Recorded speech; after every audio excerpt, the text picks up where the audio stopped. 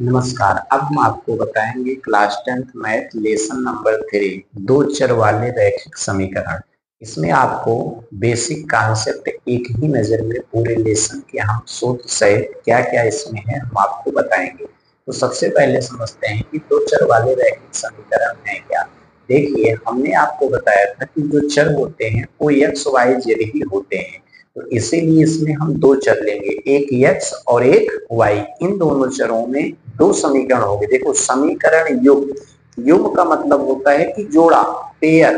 ये इसको कहते हैं पेयर। इसका मतलब कोई समीकरण जो है हम दो समीकरण लेंगे और उन दोनों समीकरणों को हम हल करेंगे। और इस किसी भी समीकरण को हल करते समय दो विधियां होती हैं, एक होता है ग्राफीय विधि और एक होता है बीजगणितीय विधि। तो ग्राफीय विधि क्या है और बीजगणितीय विधि क्या है, इसको भी हम आपको बताएंगे। देखिए, ग्राफीय विधि में क्या होता है कि जैसे हम दोनों समीकरणों को जब हल करते हैं तो उसमें हम एक चित्र की ग्राफ ग्राफ देखो, इसमें कह रहा है ग्राफीय विधि। तो एक ग्राफ बनाते हैं, उस ग्राफ में हम रेखा को प्रदर्शित करते हैं। यदि वो रेखा समांतर होंगी तो उसका कोई हल नहीं होगा, अभी हम सूत्र में लिखेंगे ना। यदि वो रेखा किसी एक बिंदु पे काट रही है तो उसका एक आंसर मिलेगा, एक हल प्राप्त होगा ना। यदि वो संपाती है तो उसका क्या होता है, उसको भी हम आपको बताएंगे। फिर सेकेंड स्टेप आता है कि आखिर बीजगणितीय विधि है क्या। देखिए, जो बीजगणितीय विधि होता है, जैसे उसमें 2x+3y +2 = 0, उसमें दो समीकरण होंगे, उन दोनों समीकरणों को बीजगणितीय विधि से हल करेंगे। जो बीजगणितीय विधि होते हैं वो तीन प्रकार के होते हैं, एक होता है विलोपन विधि और सेकंड होता है आपका प्रतिस्थापन विधि, थर्ड होता है वृत्त गुणनखंड विधि।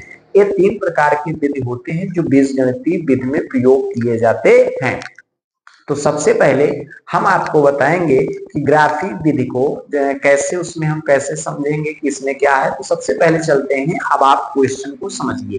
तो सबसे पहले इसमें जो होता है दो चर वाले हैं क्या। तो सबसे पहले जैसे हमने आपको दे दिया 2x+3y -10 = 0। इसमें देखिए दो चर है, एक x है एक y है। इसी को कहते हैं दो चर वाले रैखिक समीकरण। रैखिक का मतलब होता है जिस चर की घात एक होती है उसी को हम क्या कहते हैं, रैखिक समीकरण कहते हैं। उसी प्रकार जैसे हम दूसरा इसमें पेयर, देखिए दो चर वाले रैखिक समीकरण युग्म इसमें देखो आपके लेसन में होगा युग्म का मतलब होता है कि जोड़ा। क्लियर। तो इसका मतलब इसमें हम दो समीकरण लेंगे, एक समीकरण आपको कोई और भी दिया रहेगा, समझ में आया। तो अगर हम वृत्त गुणनखंड विधि से अगर हम इस समीकरण को ग्राफीय विधि से निरूपण करते हैं तो उसमें कुछ रूल्स हैं, उन रूल्सों का भी पालन करना पड़ेगा। तो सबसे पहले हम आपको, जैसे हमने एक समीकरण इसको माना, एक कोई समीकरण और हम मान लेते हैं।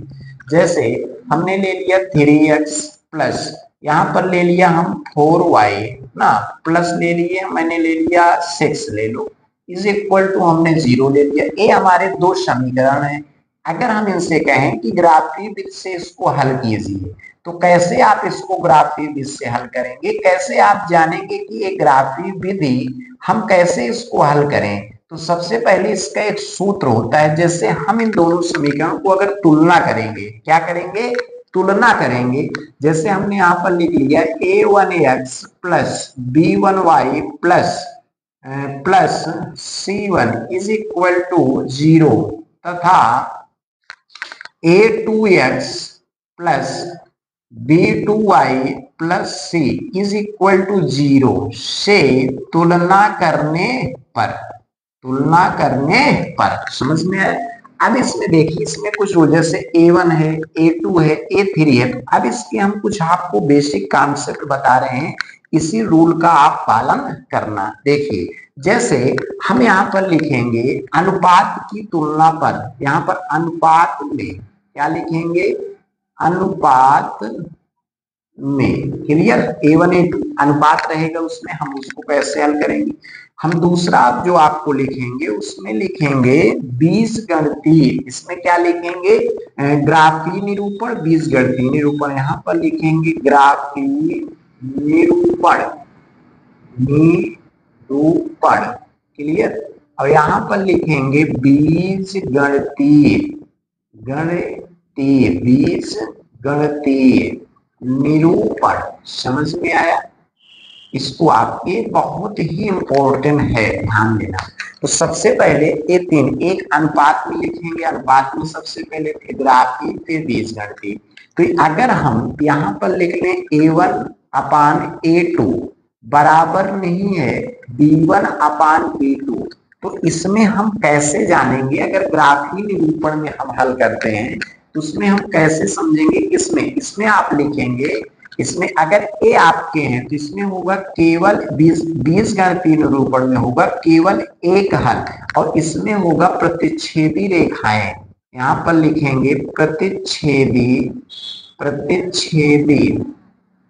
करती हुई रेखाएं, प्रतिच्छेदी करती हुई रेखाएं, क्या लिखेंगे? प्रतिच्छेदी करती हुई रेखाएं।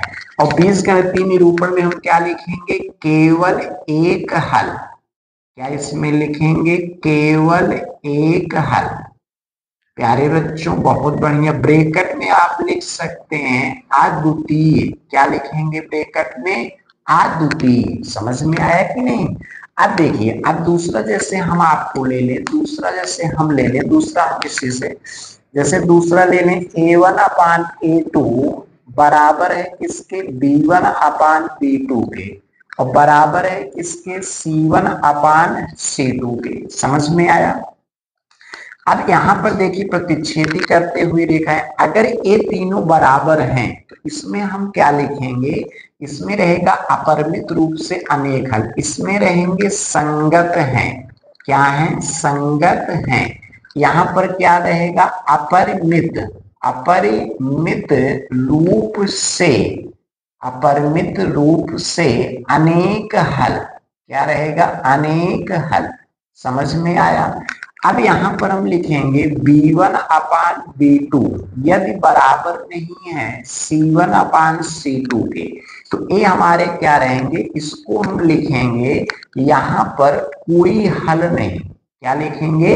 इसका लिखेंगे कोई हल नहीं। और ये रेखाएं जो होंगी वो क्या होंगी? समांतर होंगी।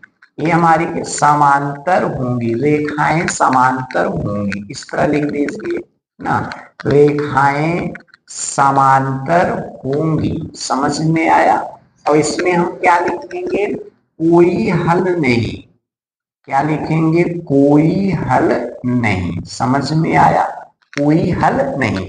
तो ये आपके जो है बेसिक कॉन्सेप्ट। अगर इस समीकरण को आप किसी पे रखेंगे, जो समीकरण जैसे A1 के स्थान पे क्या है? 2 है, B1 के स्थान पे 3, C1 के स्थान पे -10। अगर इस रूल में से किसी भी एक रूल, जो भी रूल का अगर पालन करेगा तो उसका जो ग्राफी निरूपण होगा वो इस प्रकार होगा, बीजगणितीय निरूपण इस प्रकार होगा। इसमें पेपर में पूछ लिया जाता है क्वेश्चन, प्रश्न दिया जाएगा, उसमें पूछा जाएगा कि यह संगत है कि असंगत। तो आप हमेशा ध्यान देना, ये जो हमारा है ये असंगत होगा। क्या होगा? असंगत, जिसका कोई हल नहीं। और ये दोनों हमारे ए भी संगत होंगे और ए भी हमारे क्या होंगे? संगत होंगे। ये दोनों संगत होंगे और ये हमारा क्या होगा? असंगत है। समझ में आया? ये तो हमारा ग्राफी विधि से कुछ कॉन्सेप्ट थे जो आपको इन्हीं रूल का पालन करते हुए आपको आगे हल करना है। ये ग्राफी विधि था। अब इसके बाद हम बताएंगे इसी में जो हमारा बीजगणितीय विधि है, वो बीजगणितीय विधि में हम कैसे हल करेंगे, इसका स्क्रीनशॉट ले लीजिए। अब हम चलते हैं बीजगणितीय विधि में। क्लियर? अब ध्यान दीजिए आप इसको। चलिए बीजगणितीय विधि में हम चलते हैं और यही हमारा इसमें सूत्र है, ध्यान देना। बीजगणितीय विधि, बीजगणितीय विधि में देखिए, बीजगणितीय विधि जो होते हैं ये कितने प्रकार के होते हैं? 3 प्रकार के। कितने प्रकार के होते हैं? 3। सबसे फर्स्ट आप लिखेंगे विलोपन विधि। ये क्या होगा? विलोपन विधि। सेकंड हमारे क्या होंगे? सेकंड हमारा जो होगा वो होगा प्रतिस्थापन विधि। प्रतिस्थापन विधि, ये हमारे होंगे प्रतिस्थापन विधि। थर्ड हमारे क्या होंगे? थर्ड हमारे क्या होंगे? यहाँ पर हम लिख दे रहे हैं। थर्ड हमारे होंगे वृत्त गुणन विधि। ब्रज गुणन और विधि, ये हमारे 3 विधि होंगे। ध्यान देना, कितने विधि होंगे? 3।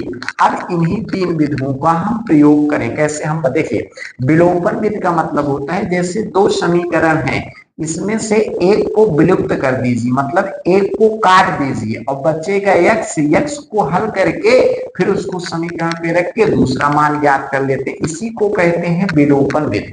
अब देखिए, प्रतिस्थापन विधि है क्या?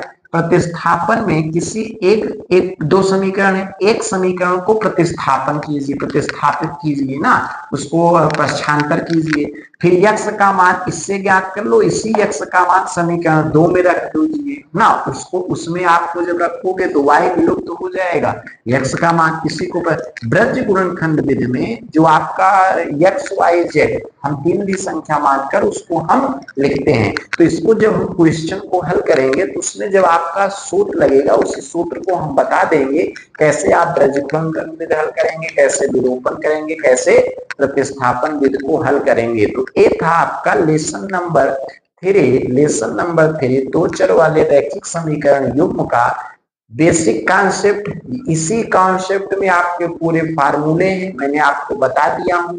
अब जिस भी किसी का प्रयोग किसी भी स्थान पे करेंगे तो उसमें हम आपको बताएंगे, आप इसको खूब बढ़िया से समझना, अध्ययन करना।